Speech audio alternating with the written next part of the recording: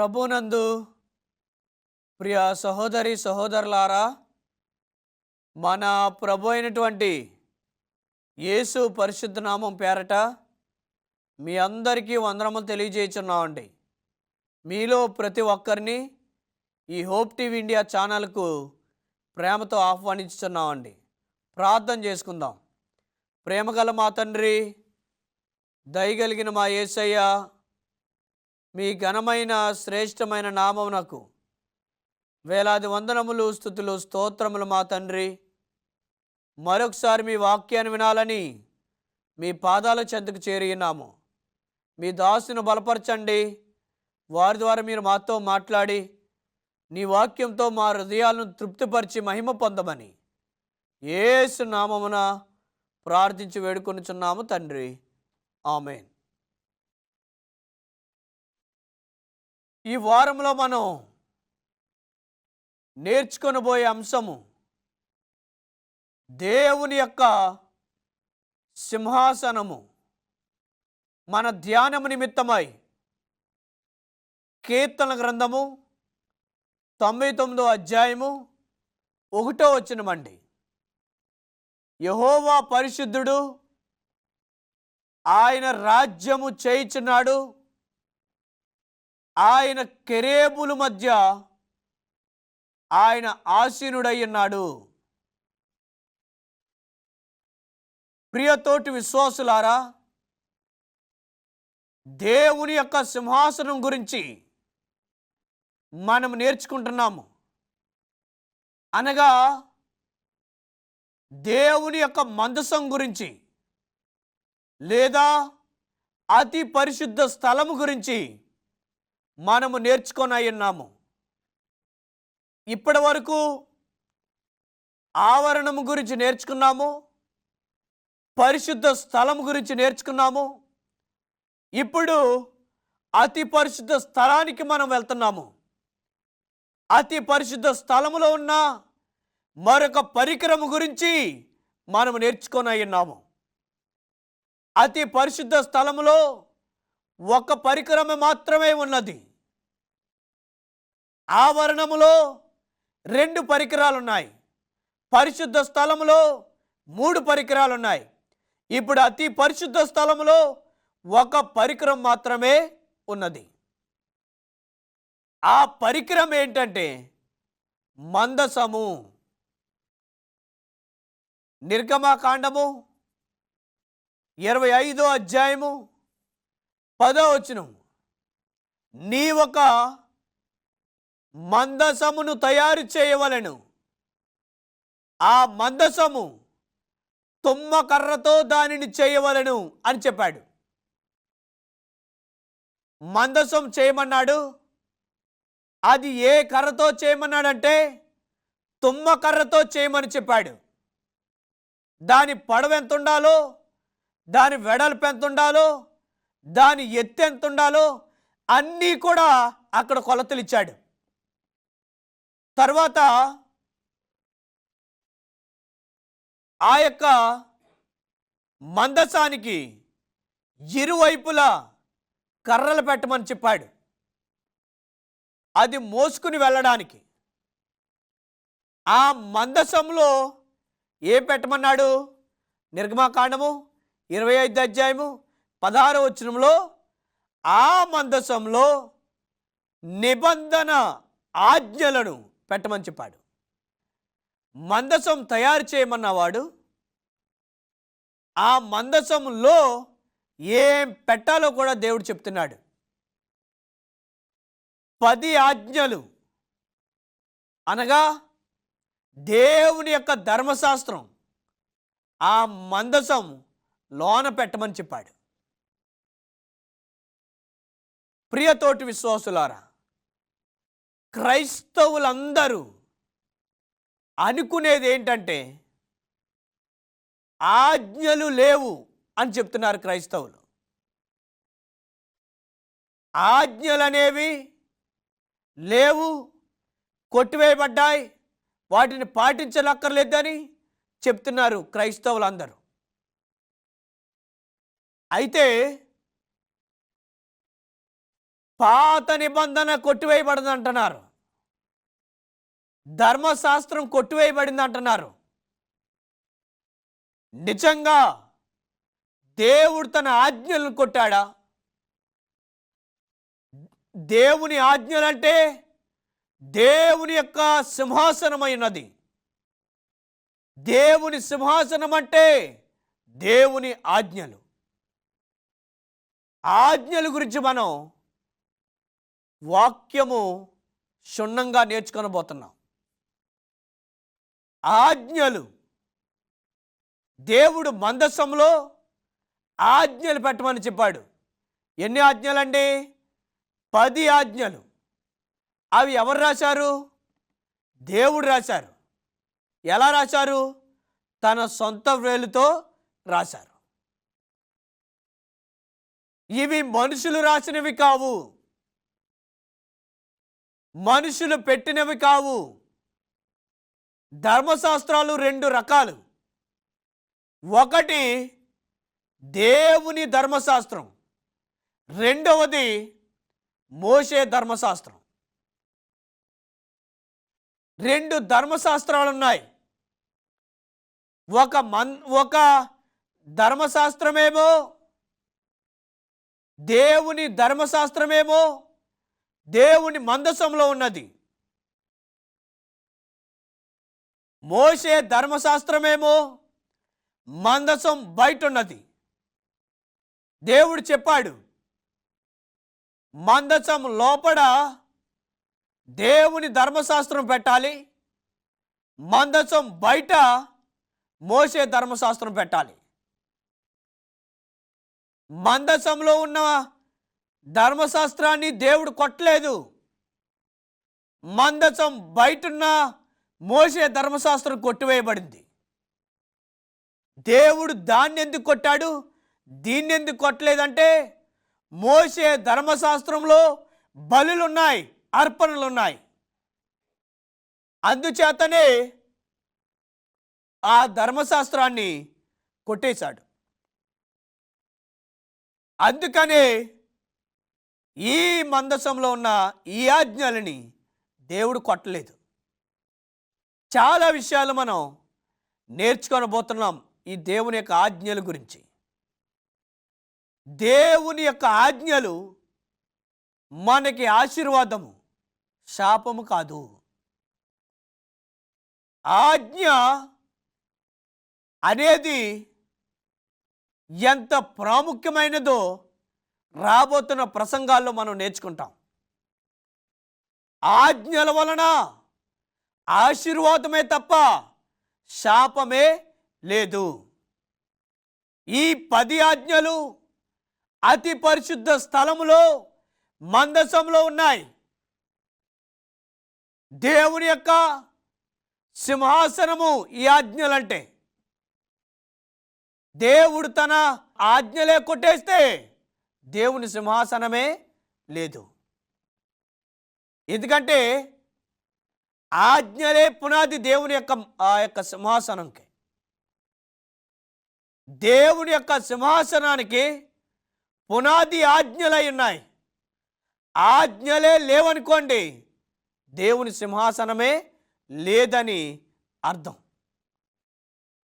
అయితే ఆజ్ఞలు ఎలాంటివో చూద్దాం. చూడండి, ఆజ్ఞలు పాటిస్తే ఎలాంటి ఆశీర్వాదం ఉన్నదో వాక్యములో నుంచి మనం నేర్చుకొనబోతున్నాం. మొదటి సమూయేలు గ్రంథము 3వ అధ్యాయము 13వ వచనం. ఇక్కడ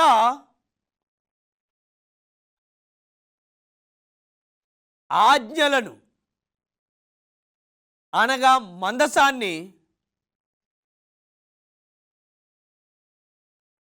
ఫిలిష్తీయులు పట్టుకుని వెళ్ళిపోయారు. ఇది మొదటి సమూయేలు గ్రంథం 5వ అధ్యాయములో 1 నుంచి 5 వచనాల్లో మనం చూస్తున్నాం. మొదటి సమూయేలు గ్రంథము 5వ అధ్యాయము 1 నుంచి 5 వచనాలండి. ఇశ్రాయేలీయుల దగ్గర నుంచి ఫిలిష్తీయులు మందసాన్ని పట్టుకుని వెళ్ళిపోయారు. ఎందుకంటే ఇశ్రాయేలీయులు ప్రతిసారి వారు విజయాన్ని పొందుతున్నారు, ప్రతిసారి వారు గెలుస్తున్నారు మన మీద. వారు గెలవడానికి గల కారణం ఏంటంటే ఈ మందసం.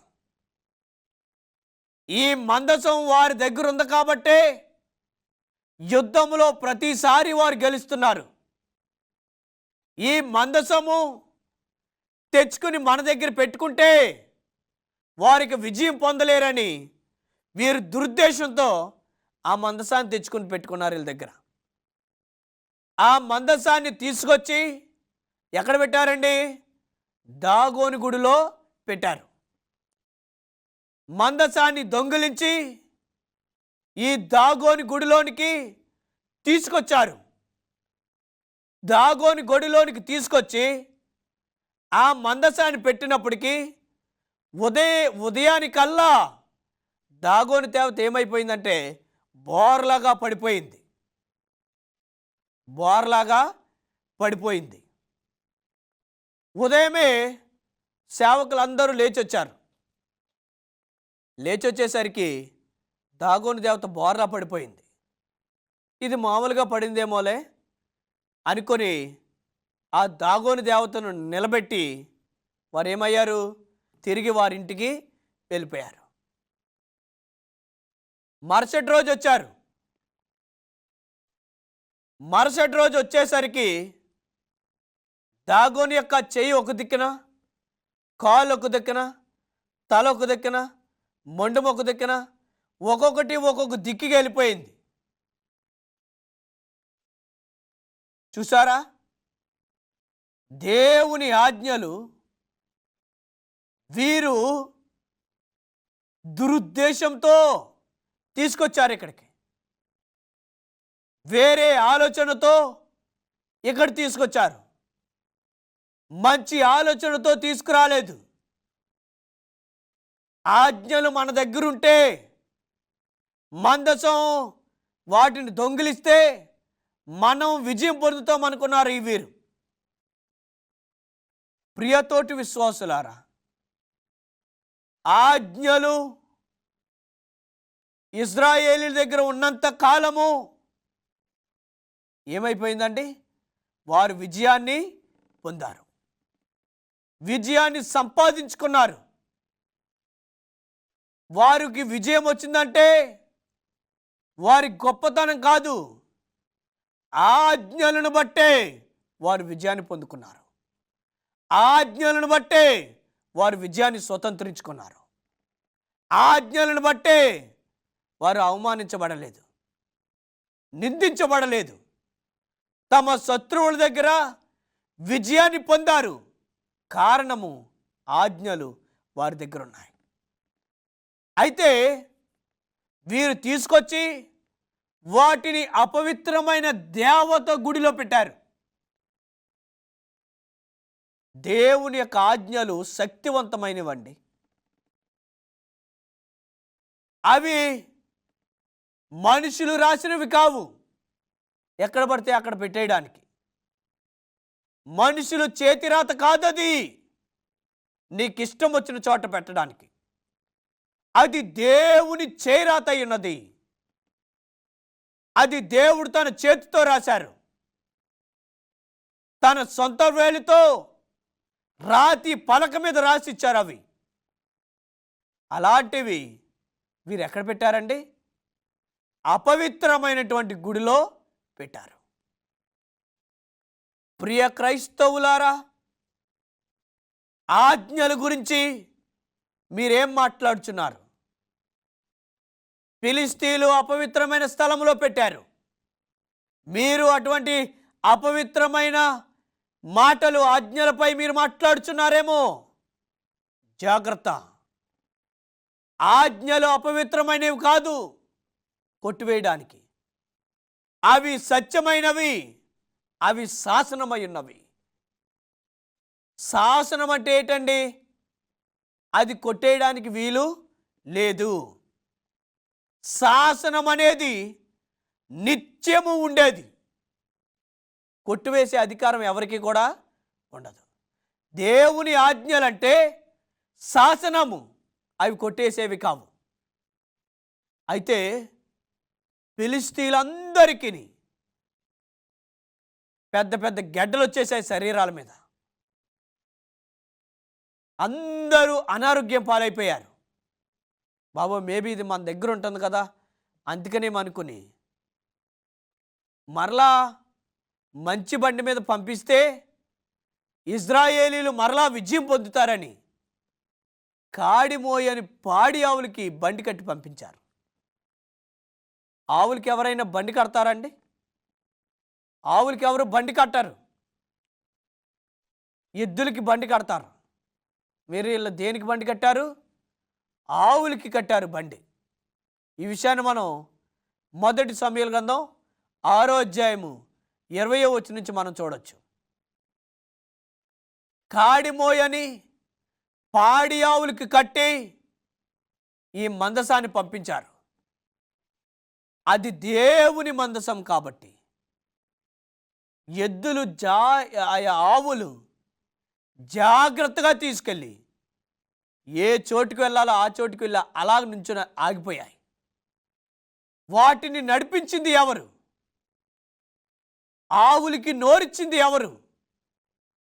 6 ఆవులని చక్కగా నడిపించి ఆ మందసం ఎక్కడుండాలో ఆ చోటుకే క్షేమంగా ఆవులు తీసుకెళ్ళాయంటే ఆ మందసంలో ఆ ఆజ్ఞలో ఉన్న గొప్పతనాన్ని మీరు చూడండి.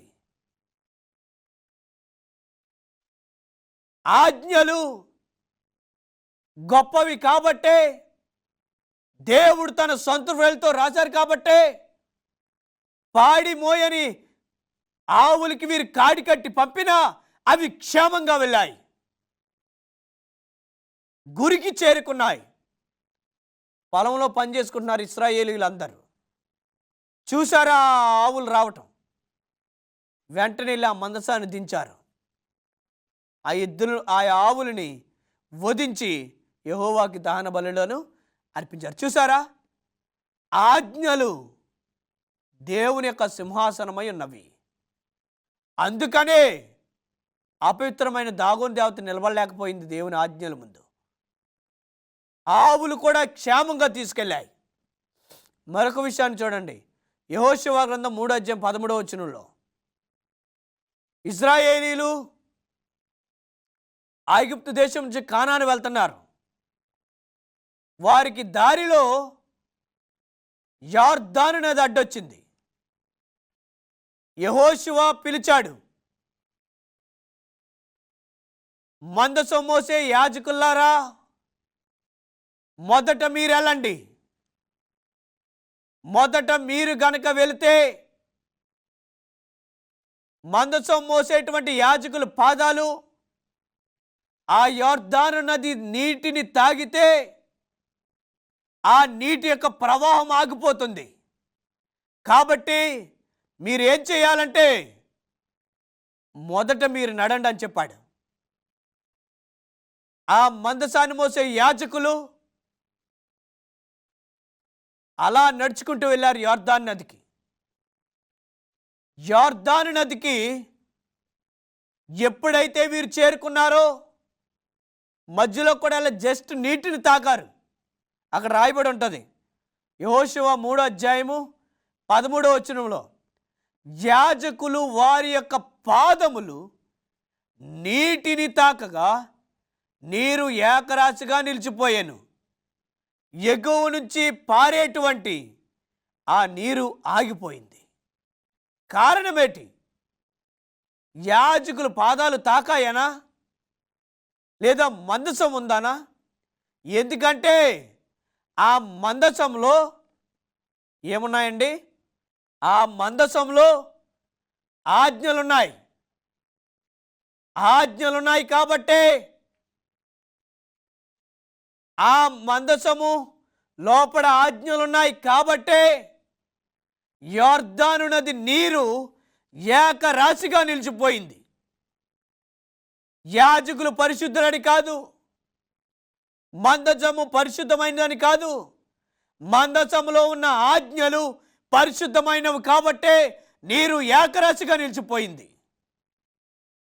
వారి దగ్గర మందసమే లేకపోతే, వారి దగ్గర ఆజ్ఞలే లేకపోతే, దేవుని యొక్క ధర్మశాస్త్రమే వారి దగ్గర లేకపోతే యొర్దాను నది వారు దాటేవారా? వారి వల్ల అవదు, వారు దాటలేరు. యొర్దాను నది వారు దాటారంటే దానికి గల కారణము ఆజ్ఞలు వారి దగ్గర ఉన్నాయి. తర్వాత యొర్దాను నది దాటారు. యెరికో వీరికి అడ్డొచ్చింది. యెరికో పట్టణం దగ్గరికి వెళ్ళారు. అయితే యెహోషువ గ్రంథం 6:20 యెహోషువ అంటున్నాడు, ఆ మందసం మోసేవారు మీరు బూరలు ఊది కేకలు వేసి రోజుకొక మారు తిరగండి, 7వ మారు 7 సార్లు తిరగండి అని చెప్పారు. అలా తిరిగారు. యెరికో గోడలు కూలిపోయాయి. యెరికో గోడలు కూలిపోయాయంటే వారు కేకలేశారనా? వారు బూరలు ఊదారనా? లేదా వారు పెద్ద అల్లరి చేశారనా? ఎందుకని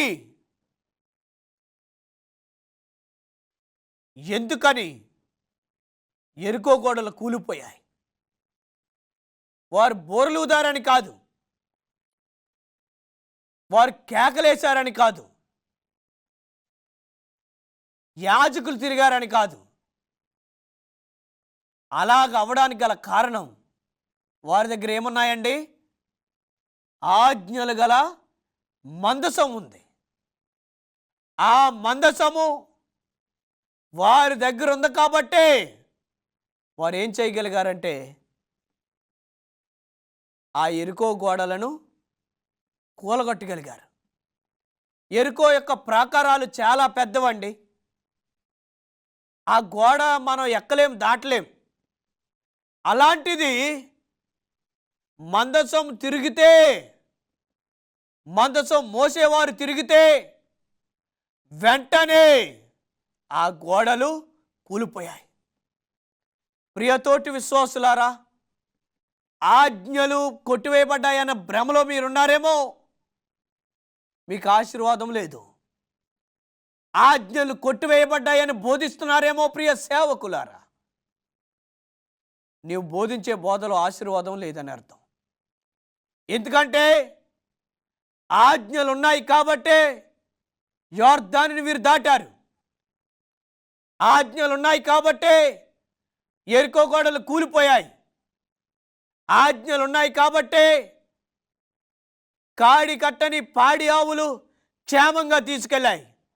ఆజ్ఞలు పరిశుద్ధమైనవి కాబట్టే అపవిత్రమైన దాగోను దేవత పడిపోయింది. ఆజ్ఞ పరిశుద్ధమైనది, ఆజ్ఞ పవిత్రమైనది. ఆజ్ఞలో ఆశీర్వాదం ఉన్నది. దేవుడు అందుకనే అతి పరిశుద్ధ స్థలములో మందసాన్ని పెట్టాడు. ఆ మందసంలో ఆజ్ఞలు ఉంచాడు, ఆజ్ఞలు పెట్టాడు అందులో. కాబట్టి మీరు ఆజ్ఞలు కొట్టేశారనుకుంటున్నారేమో. దేవుడు ఆజ్ఞలను కొట్టివేయలేదు. ఆజ్ఞలున్నాయి, ఆజ్ఞలు పరిశుద్ధమైనవి. కాబట్టి వీటిని మీరు పాటించండి. మిగతా విషయాలు రాబోతున్న ప్రసంగాల్లో మనం నేర్చుకుందాము. దేవుడి మాటలు దీవించును గాక. ఆమేన్. ప్రార్థన. ప్రేమగల మా తండ్రి, దయగలిగిన మా యేసయ్య, మీ ఘనమైన నామానికి వందనాలు తెలియజేయుచున్నాము. ఇంతవరకు మీ సేవకును బలపరుచుకొని మీరు మాతో మాట్లాడారు మా తండ్రి. ఆజ్ఞల పరిశుద్ధమైనదని, ఆజ్ఞలో ఆశీర్వాదం ఉందని, ఆజ్ఞలే నీ సింహాసనంకు పునాదని మేము నేర్చుకున్నాము. మరికొన్ని విషయాలు మేము నేర్చుకోవడానికి మీ జ్ఞానము దయచేయమని, ప్రార్థన ఆలకించి ప్రార్థన ప్రతిఫలం దయచేయమని యేసు నామమున ప్రార్థించి వేడుకొనుచున్నాము తండ్రి. ఆమేన్.